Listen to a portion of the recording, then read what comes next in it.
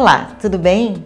O que será que os alimentos podem influenciar na saúde dos ossos? Muita coisa, viu, gente? A questão é que nós retiramos dos alimentos os nutrientes para compor todas as estruturas do nosso corpo. E uma dessas estruturas são os ossos. A estrutura óssea é formada principalmente com minerais como cálcio e fósforo, além das proteínas que também têm um papel bastante importante. Mas, à medida que nós vamos ficando mais velhos, por exemplo, nós vamos tendo algumas dificuldades. O osso é poroso, é uma estrutura porosa, cheia de microfurinhos. E à medida que nós vamos ficando mais velhos, esses furinhos tendem a aumentar, o tecido fica mais poroso ainda.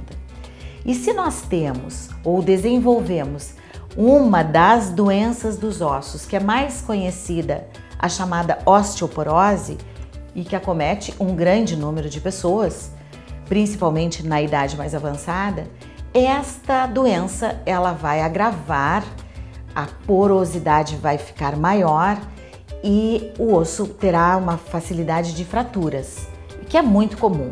Na terceira idade é muito comum que as pessoas tenham fraturas com dificuldade muito grande de se recuperarem, principalmente quando é, por exemplo, no quadril, na coluna, no fêmur, né? Então tem alguns cuidados que nós podemos tomar desde cedo. A osteoporose não é uma doença que a gente consiga fazer regredir. O máximo que nós conseguimos é estacionar essa doença ou nós conseguimos preveni-la com uma alimentação saudável e um estilo de vida saudável desde cedo, desde a mais tenra idade, quando somos jovens e nem nos preocupamos, porque os jovens não pensam que um dia vão ficar mais velhos e poderão ficar doentes, não é?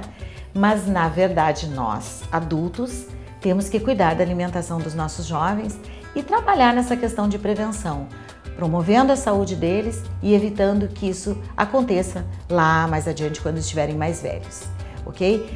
Em que alimentos nós encontramos cálcio, que é, como eu disse, o nutriente mais importante, não só para os ossos como para os dentes, né?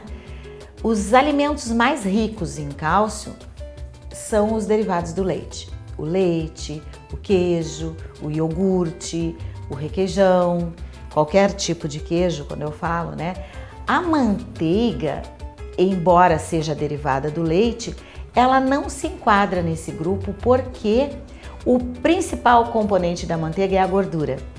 Sobra muito pouco do soro, que é onde realmente está a grande quantidade de cálcio. Então a manteiga não entra aí, ok?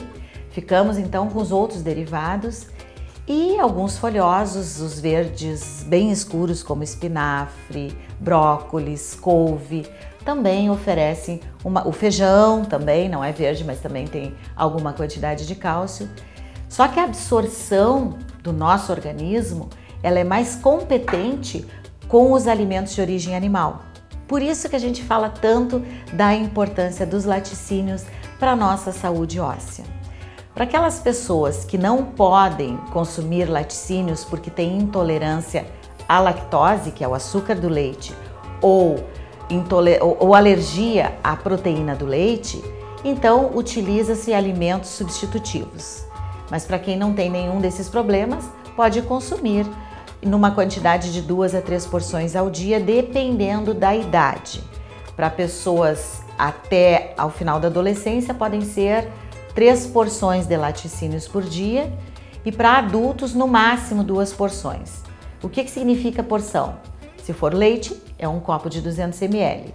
Se for queijo, é uma fatia apenas. Então, se a gente consumir 2 fatias de queijo por dia e um queijo saudável, né? É o queijo de Minas, o cottage, são queijos magros, com baixo teor de gordura e com bastante teor de proteína e cálcio, que são esses 2 nutrientes construtores do tecido ósseo, tá?